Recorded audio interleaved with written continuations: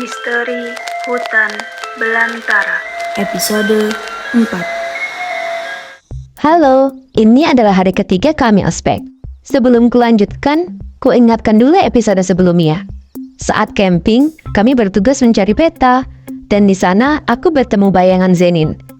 Tapi Zenin bilang ia tak pernah bertemu aku saat pencarian peta. Kemudian, di rute lomba kedua, kami mencari peta di area danau. Di sana, kakiku terjerat sesuatu yang ternyata rambut. Di saat itu, aku tak bisa kembali ke permukaan, dan oksigen di dadaku hampir habis. Akhirnya, aku merasa tubuhku tenggelam di danau. Untungnya, aku berhasil diselamatkan. Dan sekarang, hari terakhir, kami habiskan untuk bermain di pantai dan bersenang-senang. Kami berenang, bersantai, bermain jet ski, minum kelapa, dan banyak hal lainnya. Setelah hari yang panjang, melelahkan, dan penuh tantangan, ospek pun berakhir. Kami bersiap untuk perjalanan pulang. Syukurlah, ospek sudah selesai. Rasanya ingin cepat-cepat pulang dan tidur nyenyak, ucapku. Iya, capek banget. Tapi seru juga sih, banyak pengalaman baru. Sambut Lulu. Bis sudah datang tuh. Ayo kita naik. Zenin berkata sambil menunjuk bis yang mendekat. Suasana riang dan penuh canda tawa memenuhi bis. Aku senang, ospek sudah selesai. Besok kita bisa mulai menikmati kehidupan kampus. Ucap Lulu dengan semangat. Benar, aku tidak sabar untuk mulai kuliah dan bertemu teman-teman baru, sambutku. Di tengah perjalanan, Kating tiba-tiba datang ke tempat duduk kita dengan wajah serius. Kita harus melewati jalan alternatif, karena jalan utama sedang ditutup untuk perbaikan. Perjalanan mungkin akan sedikit lebih lama. Silakan kalian bisa beristirahat selama perjalanan. Bis mulai memasuki jalan yang lebih sempit, dikelilingi oleh hutan yang sangat lebat. Suasana semakin gelap dan sunyi. Hanya terdengar suara mesin bis. Untuk memecahkan suasana tegang, kami menyanyi bersama. Tak terasa, mungkin sekitar 10 lagu sudah kita nyanyikan bersama, sampai suara dan tenaga kita hampir habis. Kok rasanya kita muter-muter di sini aja ya, Lu? Masa sih? Coba kamu ingat rumah itu. Beberapa menit berlalu, dan benar, kita melewati rumah itu lagi. Lulu memandangku ketakutan. Tanpa peringatan, bis tiba-tiba berhenti dengan suara berdericit keras. Semua mahasiswa terkejut dan mulai panik. Ada apa ini? Kenapa bisnya berhenti? Risto bertanya-tanya, tapi tak ada yang bisa menjawab. Pak sopir keluar menuju bagian mesin bis, dan Kating terlihat menarangi Pak sopir dengan senter di tangannya. Di dalam bis, mahasiswa mulai riuh, merasa tidak nyaman dan cemas. Kating kembali ke dalam bis dan memberi informasi bahwa ada masalah dengan mesin. Kita harus menunggu bantuan datang. Tapi sinyal di sini sangat lemah, jadi mungkin akan memakan waktu.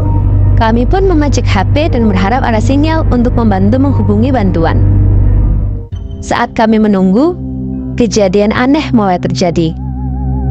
Lu, aku merasa ada mata yang terus melihatku dari dalam hutan.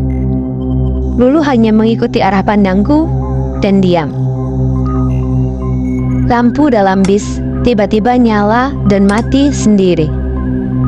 Suara bisikan dan langkah kaki sayup-sayup terdengar dari luar bus. Ada sesuatu di luar. Aku melihat bayangan. Bisikku ketakutan. Mungkin itu hanya bayangan pohon. Jangan terlalu khawatir. Ucap Lulu menenangkan. Suara sayup-sayup itu terdengar semakin mendekat. Aura ketakutan mulai merambat di antara kami. Sosok-sosok aneh mulai terlihat lebih jelas. Seolah-olah mereka mengintai dari dalam kegelapan hutan. Tepat setelah itu, Kating dan Pak sopir masuk ke dalam bis dengan wajah tegang. Aku melihatnya. Ada seseorang di luar. Risto berteriak sambil menunjuk jendela. Tenang, kita sudah berhasil menghubungi bantuan. Kalian akan aman di dalam sini. Suara dentuman keras di pintu bis membuat semua orang menjerit ketakutan. Pintu bis tampak tergores oleh sesuatu yang tidak terlihat.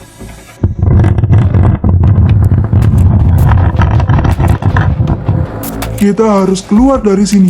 Ini tidak aman. teriak Kristo. Kita harus bertahan di sini sampai bantuan datang. Jangan keluar dari bis. Balas Kating berteriak. Suasana dalam bis riuh dengan kepanikan dan suara goresan makin menjadi-jadi. Bis pun sekarang mulai terguncang. Kita semua saling mendekat dan berpelukan. Tepat saat ketegangan mencapai puncaknya, ada cahaya terang dari arah belakang bis. Teman-teman, lihat, itu ada cahaya dari arah belakang. Teriak Lulu. Bis pun riuh dengan seruan lega. Tetapi ketika cahaya terang itu semakin mendekat dan lebih dekat lagi, ada gelagat aneh di balik cahaya itu. Kita pun ketakutan lagi. Kita berpelukan dan berharap semoga sesuatu itu tidak mendekat ke arah kita. Tapi harapan kita sepertinya sia-sia belaka, karena sesuatu itu terus mendekat dan lebih dekat dan menutup pintu bis. Kita semua menutup mulut ketakutan. Ketukan itu terus berlanjut. Kita berdoa, ayolah segera pergi dari sini. Akhirnya Kating berusaha memberanikan diri dengan keluar dari bis. Kenapa, Pak? Tanya sesuatu itu. Mesin bis kami rusak. Kami sedang menunggu bantuan. Syukurlah, sesuatu itu ternyata adalah bapak-bapak. Ia merupakan warga sekitar yang sedang perjalanan pulang ke rumahnya. Sayup-sayup dari dalam bis terdengar percakapan antara bapak itu dan Kating. Menurut informasi yang aku dapat, bapak itu merupakan pemilik bengkel di daerah sini. Dia mencoba cek. Ternyata dia bisa membenahi kerusakan yang terjadi. Jadi, bapak itu pergi sebentar untuk mengambil alat-alat yang diperlukan. Setelah mengambil alat, bapak itu langsung terlihat sibuk membenahi mesin bis dengan ditemani Kating yang terlihat memegangi senter. Setengah jam berlalu dan akhirnya bis telah selesai dibenarkan. Setelah berterima kasih, Pak sopir segera tancap gas meninggalkan hutan itu. Bis membawa mahasiswa kembali ke kampus dengan aman. Raut lega dan lelah terlihat di wajah kami. Bis pun mulai berjalan menjauhi hutan.